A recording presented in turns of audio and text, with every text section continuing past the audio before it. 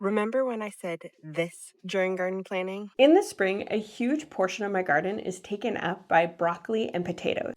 Well, that was a bad idea. My broccoli has been hammered by pests, wind, and some tricky soil. At this point, I'm down to 50% of the plants producing anything decent. Now I need to figure out some backup plans so those losses don't put me even further behind my 650-pound harvest goal. Starting with the raised bed from my nightmares. This bed has some of the worst soil in my garden. It is clay heavy, and even though it looks better now that it's covered with mulch, underneath has been a struggle from day one. The broccoli and peas in here have taken the hit, and once plants start struggling, pests tend to move in fast and make it worse. I started with 10 broccoli plants in this bed. Between the pill bugs, cabbage flies, and ants, I'm down to about 5 that are still standing strong. Instead of letting that space go unused, I'm shifting strategies. In the center of the bed, I'm sowing 2 bush acorn squash plants. The goal is simple, to get them established now so that they can take over later in the season when the broccoli comes out. Squash is a good fit here because once it gets going, it doesn't really care about being babied. It sends out a large root system, builds huge leaves, and basically claims the space aggressively. As long as I keep up on nutrients, it should be an excellent crop in this bed. If the timing works out, I might even get a decent harvest of broccoli side shoots before the squash fully takes over the bed. Along the sides where the broccoli decided to become compost, I'm planting bush green beans.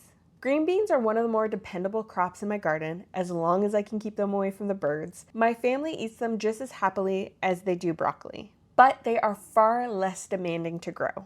They don't seem as sensitive to pest pressure or weather swings, and they usually give me a very reliable harvest that I can freeze when things go right.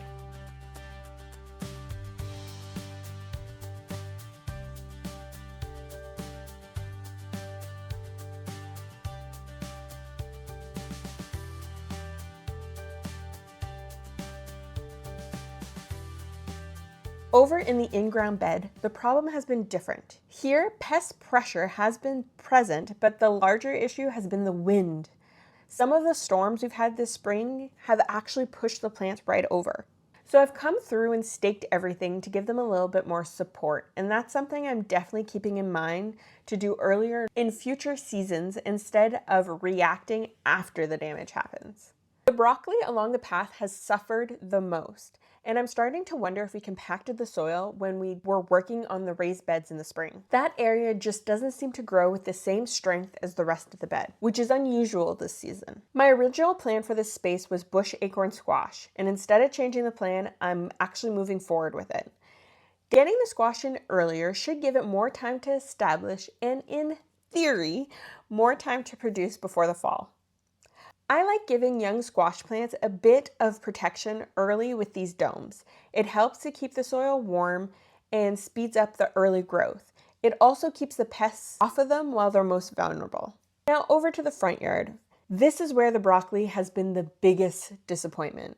These plants are noticeably smaller than the ones in the backyard, even though they started as identical seedlings and received the same fertilizer and care. Some of them are even starting to form heads at their very small size, which typically tells me the plant is under stress and trying to finish early. So why the difference? I have a theory. This bed sits alongside my driveway and the sidewalk. Every winter it gets exposed to de-icing salt, and when we get snow, it often gets piled directly into this garden. Over time, I suspect that salt may have been building up in the soil and affecting plant growth. I'm replacing the broccoli with some crops that I think will handle those conditions better. First up is bush butternut squash. Winter squash is one of those crops that tend to be more forgiving. It develops a large aggressive root system, grows fast once established, and puts on a lot of leaf mass. So my thinking is that if anything is going to push through these stress conditions, it will be squash, as long as I keep up on its nutrition. Along the edge of the bed, I'm planting jalapenos. They have been one of the more reliable peppers in my garden overall. And since I have plenty preserved from last year, it is a relatively low-risk experiment. If they don't perform well here, it won't really impact my pantry. The third crop going in is green beans. With the smaller than planned broccoli harvest, I still need something that fits the same role in the freezer. Green beans are one of the easiest substitutes. They are quick to harvest, easy to freeze, and they slot into meals the same way broccoli does as a side dish. And honestly, I like having something green on the plate at dinner. As I was planting the green beans, I noticed a fair bit of pill bug activity in the soil. That's something I'll need to stay ahead of early, especially when the seedlings are still vulnerable, or they'll wipe out this new planting fast if I ignore it.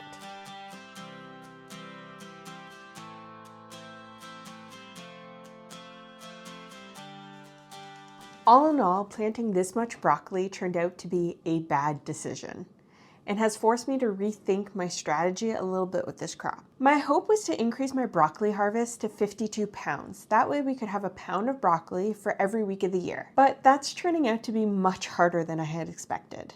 Between the cabbage root fly, pill bugs, ants, heat stress, wind stress, and whatever is happening in the front yard, broccoli is turning out to be a low return crop in my garden. I can do everything right and still lose plants, and after all that effort, I maybe only get a harvest of half a pound to a pound of food per plant.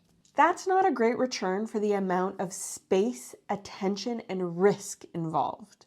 I think I may have been misled by a couple good broccoli seasons, which made me think that broccoli is a more reliable crop than it actually is. So for next season, my approach is going to be different. Instead of planting so much broccoli, I'm going to plant a smaller patch and focus on growing it well, with better wind protection, root protection, and intercropping with plants like dill to hopefully confuse some of the pests. This smaller planting will be my freezer crop. The front yard has also taught me a lesson. At this point, I need to stop trying to force broccoli to grow there when it just doesn't like the space. Instead of fighting the garden, I need to figure out the crops that actually like to grow there and dedicate the space to them.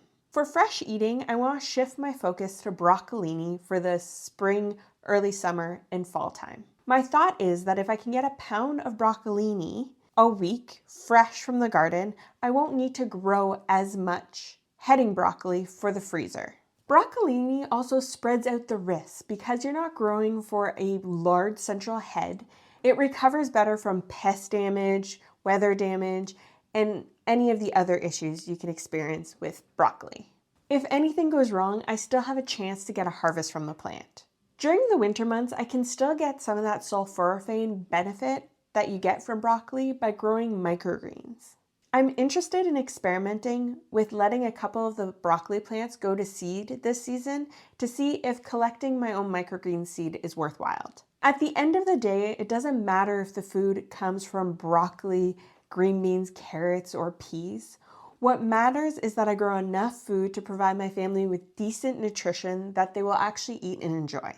If I can replace some of the space that I dedicated to broccoli this spring with crops like peas, carrots, other dependable vegetables that produce more food with less effort, I think that would be a smarter path towards my 650-pound goal.